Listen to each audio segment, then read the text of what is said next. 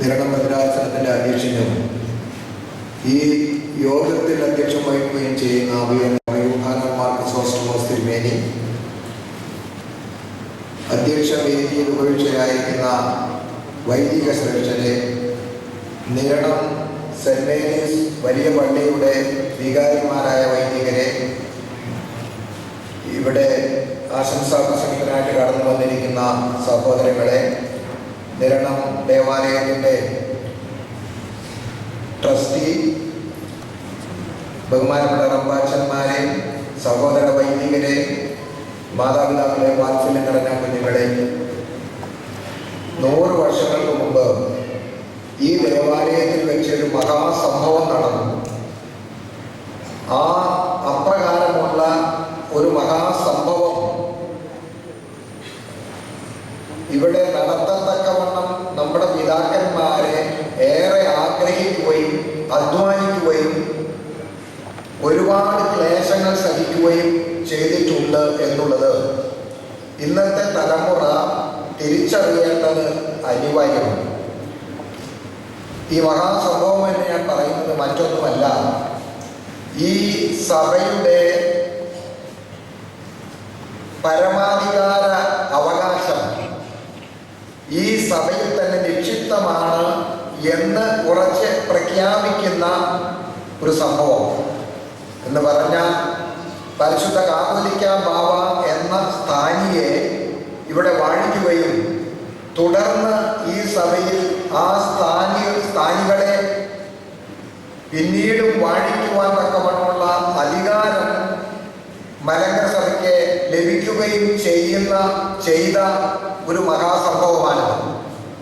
ഒരുപക്ഷെ സാധാരണക്കാരായ നമ്മെ സംബന്ധിച്ചിടത്തോളം കാതോലിക്കയുടെ പ്രസക്തി എന്തെന്ന് നാം വേണ്ടതുപോലെ തിരിച്ചറിഞ്ഞിട്ടുണ്ടോ എന്ന് നാം ഒരു ആത്മ പരിശോധന നടത്തുവാനുള്ള വർഷം കൂടിയാണിത്. 1947 ഭാരതം സ്വതന്ത്രമായത്. ഇന്ന് ഒരു സ്വതന്ത്ര ഭാരതത്തിൽ നാം കഴിയുന്നു എന്ന് വിചാരിക്കുമ്പോൾ എങ്ങനെയാണ് ഭാരതത്തിന് സ്വാതന്ത്ര്യം ലഭിച്ചത് എന്ന് പലപ്പോഴും നാം ശ്രദ്ധിക്കാറില്ല. അതിനുവേണ്ടി ആരെല്ലാം ആത്മാർപ്പണം ചെയ്തു, ആരെല്ലാം മർദ്ദനമേറ്റു, ആരെല്ലാം തൂക്കിലേറി, ആരെല്ലാം സ്വയം ഇല്ലാതായി എന്ന് ഇന്നത്തെ തലമുറ അത് ഗൗരവമായി പലപ്പോഴും ചിന്തിക്കാറില്ല എന്ന് എനിക്ക് തോന്നുന്നു. ഇത് ഭാരതത്തിൻ്റെ സ്ഥിതിവിശേഷം പോലെ തന്നെയാണ് മലങ്കര സഭയുടെ വിശേഷം. മലങ്കര സഭയ്ക്ക് 1960 വയസ്സ് പ്രായമുണ്ട്. യെരുസലേമിൽ സഭ ആരംഭിക്കുന്ന കാലഘട്ടത്തിൽ തന്നെ മലങ്കരയിലും ക്രൈസ്തവ സഭ ആരംഭിച്ചു. അന്നു മുതൽ ഈ സഭ അതിൻ്റെ ഒരു പരമാധികാര അവകാശം നിലനിർത്തിക്കൊണ്ട് തന്നെ നൂറ്റാണ്ടുകളോളം ഇവിടെ നിലനിന്നു. അന്ന് കാതോലിക്ക എന്ന് പറഞ്ഞാൽ എന്താണെന്ന് നമുക്ക് അറിഞ്ഞുകൂടാ. അല്ലെന്നുണ്ടെങ്കിൽ പേട്രിയാർക്ക് എന്ന് പറയുന്ന സ്ഥാനം എന്താണെന്ന് നമുക്ക് അറിയാൻ പാടില്ല. അങ്ങനെ ഈ ഭാരതത്തിൽ അല്ലെങ്കിൽ മലങ്കരയിലെ ഓർത്തഡോക്സ് വിശ്വാസത്തിലൂടെ, ഓർത്തഡോക്സ് വിശ്വാസം എന്ന് പറയുന്ന സത്യവിശ്വാസം എന്നേ അർത്ഥമുള്ളൂ, ആ വിശ്വാസത്തിലൂടെ ജനിച്ച് വളർന്ന് അതിന് യാതൊരു വിഘ്നവും കൂടാതെ, അടിമത്തം കൂടാതെ ഏകദേശം 10-16 നൂറ്റാണ്ടുകൾ നാം ജീവിക്കുകയും ഇവിടെ വൈദികരും അതുപോലെ തന്നെ ദേവാലയങ്ങളും വിശ്വാസികളും ഒക്കെ നിലനിന്നിരുന്നു. പക്ഷേ 16-ാം നൂറ്റാണ്ട് 17-ാം നൂറ്റാണ്ട് വന്നപ്പോഴേക്കും ചില വ്യത്യാസങ്ങൾ വന്നു. വിദേശ മേൽക്കോയ്മ ഇവിടെ ഉണ്ടായി. അത് ആദ്യം ആ വിദേശ മേൽക്കോയ്മ ഉണ്ടാകുന്നത് ഭാരതത്തിൻ്റെ മണ്ണിൽ വ്യാപാരം ചെയ്യുവാൻ തക്കവണ്ണം 15-ാം നൂറ്റാണ്ടിൽ വിദേശികൾ ഇവിടെ കാലുകുത്തുകയാണ്. ആ വിദേശികൾ കാലുകുത്തി 15-ാം നൂറ്റാണ്ട് കഴിഞ്ഞു. 16-ാം നൂറ്റാണ്ടിലൊക്കെ ആ വിദേശികൾ ഈ രാജ്യത്തിൻ്റെ വ്യാപാരത്തിൽ മാത്രമല്ല അവർ ശ്രദ്ധ ചെലുത്തിയത്, തുടർന്ന് രാഷ്ട്രീയ അധികാരവും അവരെ പിടിച്ചു പറ്റുകയാണ്.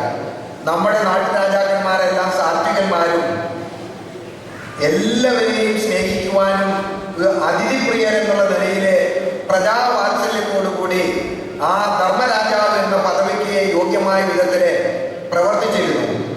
പക്ഷേ അവരെ ഓരോ നാട്ടുരാജാവിൻ്റെയും ഇടയിൽ, അല്ലെങ്കിൽ നാട്ടുരാജ്യത്തിൻ്റെയും ഇടയിൽ പല വിധത്തിലുള്ള വിഭാഗീയത വിതച്ചുകൊണ്ട് രാജ്യം കൈക്കലാക്കി. അതുപോലെ തന്നെയാണ് മതപരമായ കാര്യങ്ങളിലും അവർ ഈ സ്വാധീനം ചെലുത്തി.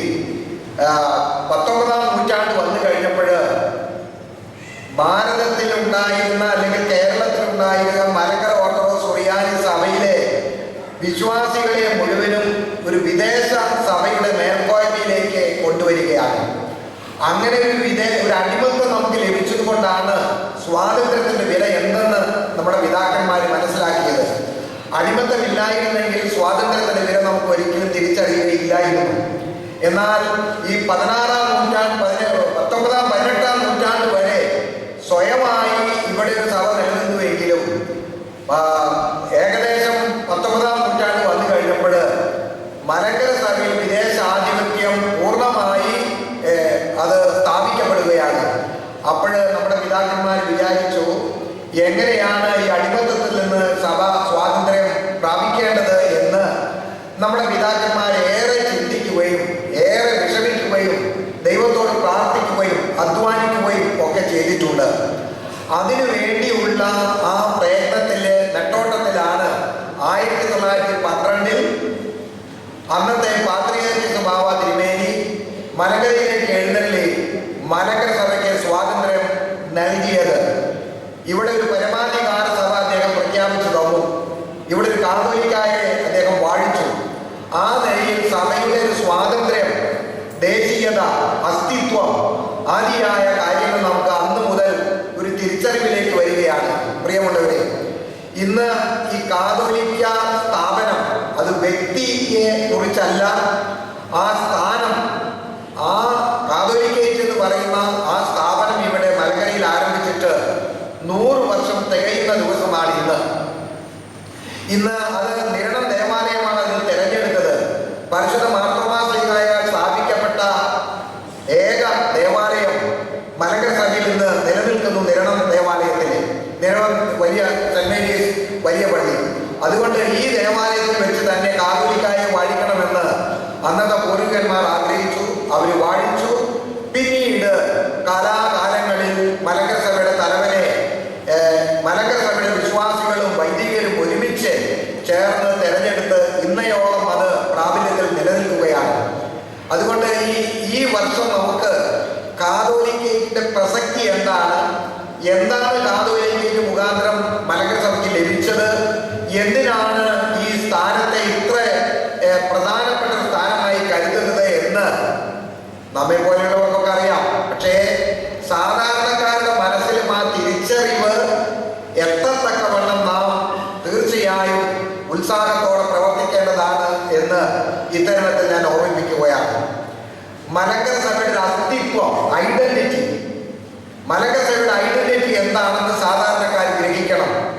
ആ ഗ്രഹിക്കാനുള്ള ഒരു ഉപാധിയാണ് കാതോലിക്കയിലെ ശതാബ്ദി ആഘോഷം എന്ന് പറയുന്നത്.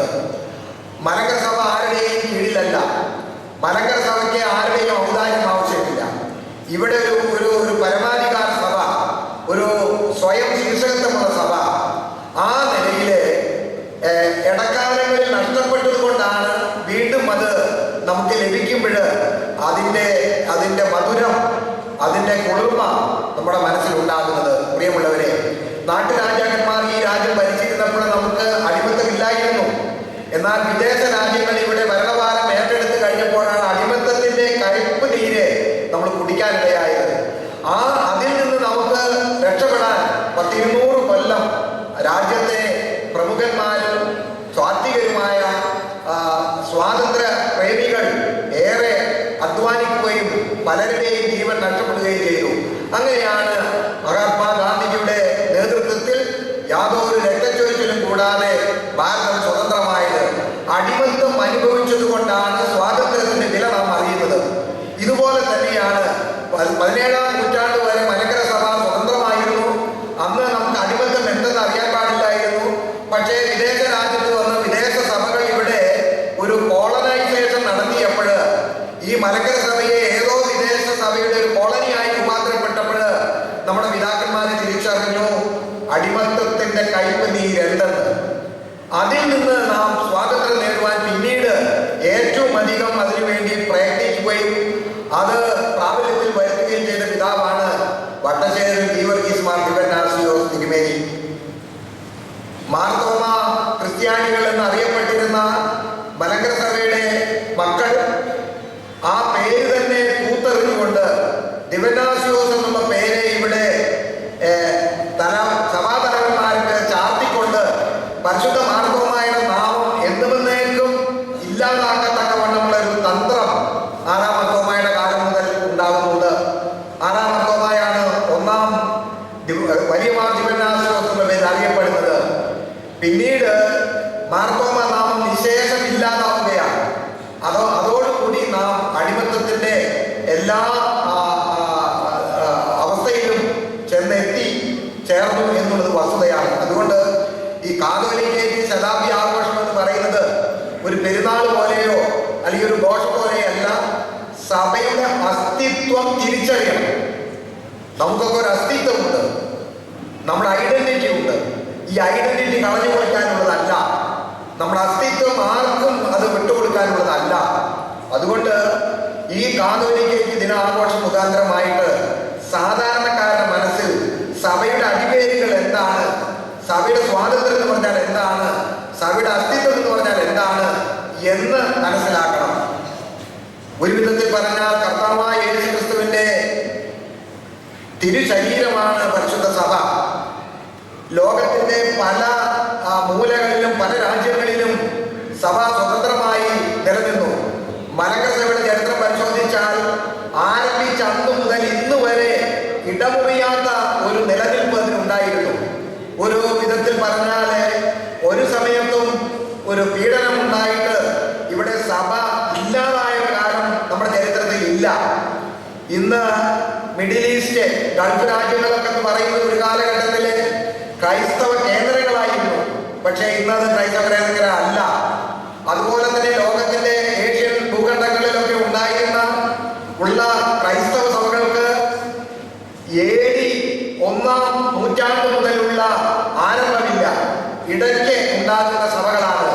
മലങ്കര സഭയുടെ പ്രത്യേകത എന്ന് പറയുന്നത് AD 52 ആരംഭിച്ച് 2012 വരെ ഒരു സമയത്തും അതിന്റെ കണ്ണി നഷ്ടപ്പെടാതെ, ഇതിന്റെ ബന്ധം നഷ്ടപ്പെടാതെ ഇന്നും ദൈവം നമ്മെ കാത്ത് സംരക്ഷിച്ച് പോരുകയാണ്.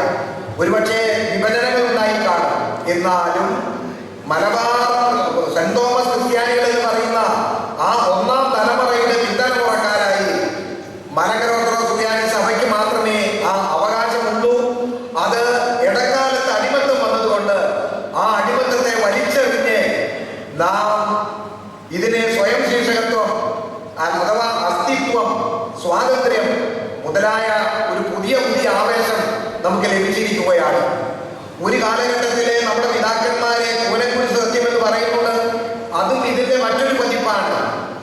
ഈ സഭയെ മുഴുവനും റോമാവൽക്കരണത്തിലേക്ക് അടിമത്തത്തിലേക്ക് പോയപ്പോൾ അത് ഗവൺമെന്റ് മിഷനറി ഉപയോഗിച്ചാണ് അത് സംഭവിച്ചത്.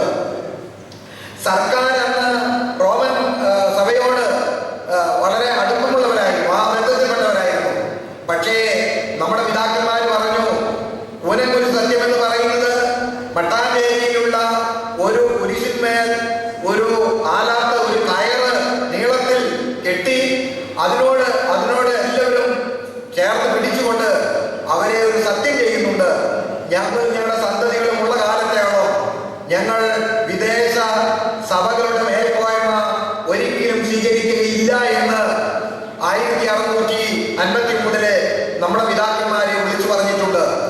അത് എന്തുകൊണ്ടങ്ങനെ സംഭവിച്ചു എന്ന് ചോദിച്ചാൽ പല സാഹചര്യങ്ങളാൽ ഈ സഭ അടിമത്തത്തിന് വിധേയമായപ്പോൾ അടിമത്തത്തെ വലിച്ചെറിയുവാൻ അന്നൊരു പക്ഷെ നേതാവ് ഉണ്ടായിരുന്ന ഒരു സംശയമാണ്. 10,000-25,000 സാധാരണക്കാരാണ് ഈ വലിയ ഒരു ധീരമായ പ്രതിജ്ഞ എടുക്കുന്നത്.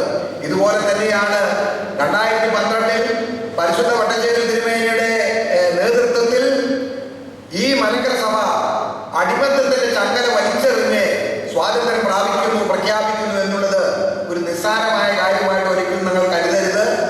പലപ്പോഴും നാം ചില സാധാരണഗതിയിൽ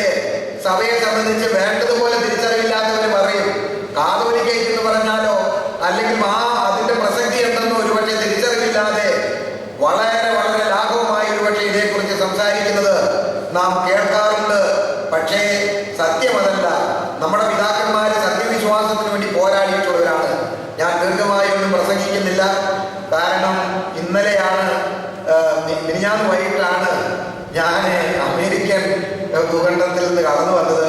ഇപ്പോഴും നേരെ നേരെ നിന്നുകൊണ്ട് പ്രസംഗിക്കാനൊന്നും എനിക്ക് പറ്റുന്നില്ല. പക്ഷേ വിഷയത്തിന്റെ ഗൗരവം കാണുമ്പോൾ എത്ര മനസ്സിന്റെ ശരീരത്തിന്റെ അസ്വസ്ഥതയൊന്നും അത് ഒരിക്കലും നമ്മെ ഏൽക്കുന്നില്ല. ഏതായിരുന്നാലും ഈ ഭദ്രാസനം ഈ ദേവാലയത്തിൽ വെച്ച് ഈ മഹാസമ്മേളനം ആഘോഷിക്കുവാനും വിളിച്ചുകൂട്ടി കാതോലിക്കന്റെ പ്രസക്തി വിളിച്ചറിയിക്കുവാനും നിങ്ങളെടുത്ത ഈ തീരുമാനത്തിനെ പ്രത്യേകിച്ച് ഇതിന്റെ അഭിമന്യ ക്രിസോസ്റ്റമോസ് തിരുമേനിയോടും അദ്ദേഹത്തോടൊപ്പം നിൽക്കുന്ന എല്ലാ വൈദിക ശ്രേഷ്ഠരോടും അതുപോലെ തന്നെ ഇവിടെ സന്നിഹിതരായിരിക്കുന്നവരും ഈ ഭദ്രാസനത്തിന്റെ വിശ്വാസികളും ഇന്ന് ഹർത്താലായിട്ടും കൂടി ഇവിടെ സന്നിഹിതരായി ഈ കാതോലിക്കന്റെ പ്രസക്തി എന്തെന്ന് സ്വയം